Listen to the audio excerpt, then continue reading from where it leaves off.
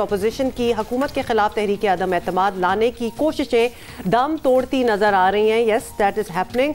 शहबाज शरीफ और आसिफ जरदारी की मुलाकात के बाद इन हाउस चेंज की बाज़गश्त जो है वो एक बार फिर जोर पकड़ गई थी। पीपल्स पार्टी और नून लीग ने हुकूमती इत्तेहादियों से अलग अलग मुलाकातें भी की, उन्हें तहरीक अदम एतमाद के लिए कायल करने की कोशिशें हुई, लेकिन अब साफ नजर आ रहा है इत्तेहादियों ने ऑपोजिशन को हरी झंडी दिखा दी है। काफ लीग के सीनियर रहनुमा कामिल अली आगा ने वाज़े तौर पर बता दिया है कि वो पीटीआई के साथ नहीं, रियासत के साथ खड़े हैं। सुने क्या कहा खड़े हैं। और हमारा तो बिल्कुल तहिया ये है कि हमने 5 साल के लिए इनके साथ इत्तेहाद किया हुआ है और हम अपने एग्रीमेंट को पूरा करेंगे। मैंने हमेशा कहा है कि जब तक रियासत इनके साथ खड़ी है हम भी खड़ी हैं। हमारा मुआहदा भी रियासत के साथ है, किसी सियासी जमात के साथ नहीं है। रियासत के साथ वो कह रहे हैं हमारा मुआहदा है और जब तक रियासत इनके साथ खड़ी है हम इनके साथ खड़े हैं। वैसे जमहूरियत में तो कोई भी एंटिटी हो सबको न्यूट्रल होना चाहिए और आपको पता ही है जिसके साथ अवाम खड़े हों उन्हीं के साथ सबको खड़ा होना चाहिए। ये सिर्फ एक स्टेटमेंट के ऊपर पूरा थीसिस किया जा सकता है, लेकिन we will not go into that. और आप जब कह रही थी ना हरी झंडी, तो मेरे जहन में पता नहीं क्यों विजुअल्स आना शुरू हो गए हैं कि हरी एक झंडी पकड़ी हुई है और दिखा रही है एमक्यू ऑलमोस्ट ऐसा ही सीन है और पीएमएलक्यू। खैर, हुकूमत की सबसे बड़ी इत्तेहादी एमक्यूएम और बलोचिस्तान अवामी पार्टी इन हाउस तब्दीली पर किसका साथ देंगे वो भी सुन लीजिए। हुकूमत को भी नहीं घबराना चाहिए। मेरे ख्याल में हुकूमत को कारकर्दगी को बेहतर बनाना चाहिए। कारकर्दगी को आप समझते हैं बेहतर बनाने की गुंजाइश मौजूद है? कितने फीसद लोग समझते हैं कि एमक्यूएम को हुकूमत से बाहर आना चाहिए? 80%। तो अगर 80% लोग आप समझते हैं कि वो आना चाहिए तो फिर क्यों नहीं आ रहे? बस ये परसेंटेज हम तक पहुंच रही है ना अभी गाहे बगाहे। हम हुकूमत के इत्तेहादी हैं और अगर हमारा इख्तलाफ है वो ड्राइंग रूम में हम बैठ के हल कर लेंगे। हमारा इससे अव्वल तो कोई इख्तलाफ है नहीं। मैंने आपको बड़ा कैटेगोरिकली कहा है कि जाम कमाल साहब हमारे प्रेसिडेंट हैं, उन्होंने हमसे, मेरी कल भी उनसे बात हुई और इन डिटेल बात हुई, और हमारा कोई हुकूमत से इख्तलाफ नहीं है। हम हुकूमत के इत्तेहादी हैं। हाँ, गोया परेशान ज़रूर रहते हैं, बहुत सारे मसाइल हैं, जैसे अवामी मसाइल पे हमारा एक नुक्ता नज़र है, हमारी एक ओपिनियन है, हम अपनी ओपिनियन किल नहीं करते हैं, लेकिन हमारा कोई इतना बड़ा इख्तलाफ नहीं है। अच्छा जी, साथ ही आपको बताएं कि इत्तेहादियों के अलावा और क्या हो रहा है। इत्तेहादियों के अलावा अपोजिशन जहांगीर तरीन ग्रुप से भी बड़ी उम्मीदें लगाए बैठी है और इस ग्रुप के अहम रहनुमा सईद अकबर नवानी ने भी कुछ रोज़ अपोजिशन की उम्मीदों पर पानी फेर दिया था। जरा सुने इनका क्या कहना है। जहांगीर तरीन साहब ने कभी ने ये कहा कि मैं पीटीआई से बाहर हूँ। उन्होंने हमेशा कहा कि मैं पीटीआई के साथ। तो उसमें दोबारा शामिल होने या ना शामिल होने की तो बात तब होती जब हम कहते कि तरीन साहब बाहर है। हमने भी उस वक्त कहा था कि हम अपनी पार्टी में रह के अपनी जो जायज बात है वो मनवाने की कोशिश कर रहे हैं। वो हमारी बात मानी गई। हम वो भी तहरीक इंसाफ में हैं, हम भी सारे तहरीक इंसाफ। ना फेडरल में ना प्रोविंशियल में कोई इन हाउस चेंज नहीं आ सकती। अच्छा जी, इत्तेहादी तो हुकूमत का साथ छोड़ने से माजरत ऑलमोस्ट कर ही चुके हैं। अपोजिशन के पास अब लॉन्ग मार्च का ऑप्शन बचा है। बिलावल भुट्टो भी शायद सूरत हाल की संगीनी से वाकिफ हैं, इसीलिए वजीर आजम को उन्होंने असेंबलियां तोड़ने का ही चैलेंज दे दिया। अदम एतमाद के हक में मुहिम चलाएंगे, इमरान को हटाने के लिए हम मुहिम चलाएंगे और इस्लामाबाद पहुंचते हुए पूरा मुल्क आपके साथ होगा और कोई नहीं इनकार कर सकेगा कि इस वजीर आजम पे हमला होना है। अगर आप बुज़दिल नहीं हो, हमारा मार्च से शुरू होने से पहले आप असेंबली तोड़ दें। अगर आप यकीन करते हो कि ये अवाम आप ही को वोट देंगे तो क्यों डरते हो इलेक्शन से। अच्छा, ये सब कुछ भी आपने सुन लिया, लेकिन हुकूमत यहाँ भी ऑपोजिशन पर बाजी ले गई। वजीर आज़म इमरान खान इनसे पहले ही अवाम में पहुँच गए। फैसलाबाद में खिताब के दौरान बड़े जारहाना मूड में वो नजर आए और उन्होंने ऑपोजिशन पर खोलकर एज यूजुअल वार किए। सुने।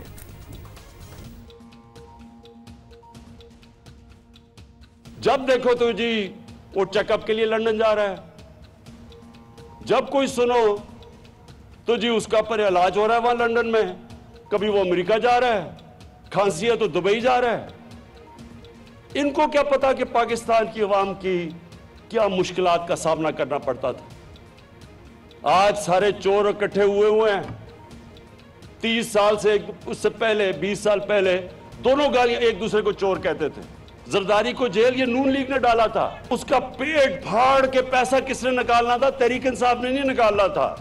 मुल्क के बनाने का मकसद ये तो नहीं था कि टाटा और बिरला की जगह शरीफ और जरदारी अमीर हो जाएं। 13 साल हो गए, उर्दू भी नहीं सही तरह बोलनी आती, बारिश होता है तो पानी आता है। तो वो कहता है कि हम पैसे नहीं खर्च करेंगे हेल्थ इंश्योरेंस पे, हम अस्पतालों पे पैसे खर्च करेंगे। तो मुझे ये बताएं कि 13.5 साल से रोका किससे आपको? जरा सिंध के अस्पतालों का तो हाल देखें। वैसे आई जनरली थिंक कि बिलावल भुट्टो अब ठीक ही उर्दू बोलते हैं, और मतलब 13 साल हो गए किसी को उर्दू नहीं आती, ये क्या क्राइटेरिया है? What has Urdu got to do with it? By the way, जो ओवरसीज पाकिस्तानियों को आप वोट देने के लिए सारे तिलमला रहे हैं, उनको भी उर्दू नहीं आती। आपके अपने बच्चों को भी आई वंडर उर्दू आती है? वैसे तो कायदे आज़म की भी उर्दू इट इज नोन कि वो इतनी परफेक्ट नहीं थी। मतलब what has that got to do with anything? और मेरी बात सुनिए, आगे चलते हैं। आप बलोचिस्तान, कोई इंसान जो बलोची बोलता है, जो हमारे सिंधी भाई कराची में हमें मिलते हैं, हमारे दोस्त हैं, बाज़ औक़ात उनकी भी उर्दू बिल्कुल ही साफ नहीं होती, and when they speak Sindhi they speak fluently. What has this got to do with anything at all? हाँ, एनीवे चलो आगे बताएं आपको कि पीपल्स पार्टी जो है वो 27 फरवरी, जबकि पीडीएम 23 मार्च को इस्लामाबाद की तरफ मार्च का इरादा रखती है। लॉन्ग मार्च के जरिए हुकूमत पर दबाव तो डाला जा सकता है, लेकिन हुकूमत गिराई नहीं जा सकती। और साथ ही आपको बताएं, दूसरी तरफ अदम एतमाद की तहरीक पेश होने से पहले ही बज़ाहिर नाकाम हो चुकी है। ऑपोजिशन माने या ना माने, लेकिन फिलहाल हुकूमत इस पर भारी पड़ रही है, तो इस किस्म का आई गेस वो एडवेंचरिज्म ना ही इसी पे बात कर लेते हैं। सलीम साफ़ी साहब तो हमारे साथ मौजूद हैं। साफ़ी साहब हैं मौजूद, तो मुझे अपने पठान भाई याद आया। आपको पता है वो भी कितने खूबसूरत अंदाज में उर्दू बोलते हैं, उनका भी एक अपना रंग है। तो ये सब पाकिस्तान के रंग हैं, इस पर क्या तनकीद करना। साफ़ी साहब शुक्रिया, आपने वक्त दिया। बताइएगा वही हुआ जिस जानिब सब तज्ज़ियाकार इशारा कर रहे थे कि हुकूमती इत्तेहादी अपनी मर्ज़ी से हुकूमत नहीं छोड़ेंगे। जब सबको ये बात पता थी तो फिर ये सारी एक्सरसाइज करने की क्या ज़रूरत थी? अब ये अपोजिशन वाले मिल रहे हैं, क्या टाइम वेस्ट ही कहेंगे उन मुलाकातों को, या चलें एक बस कोडियल सी रेपो बन रही है? क्यों मुलाकातें करते फिर रहे हैं जब इन्हें पता है कि उन्होंने नहीं इधर उधर होना?